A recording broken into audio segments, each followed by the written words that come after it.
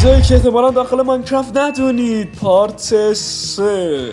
احتمالا اولین چیزی که نداریم اینه که اگه شما یه دونه این بلک ها بذارید و یه دونه از این هدا بذارید میبینید که این گوگل مگولیه تکون میخورن و این یکی چیز هم میشه. بله جالبه.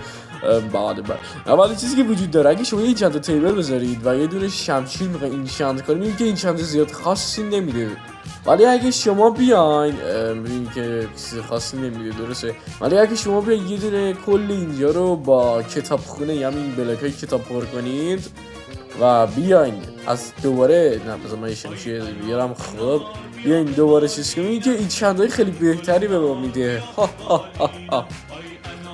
اما میدونیم که نمیتونیم هر کاری کنیم بدراک نمیتونیم بکنیم، ولی یه کاری هست. بیا اینجا اینو دراپ میکنی و میبینی آقای کاکاتوس خوردتش. بابا منطقه بازی بنظرم اینجا.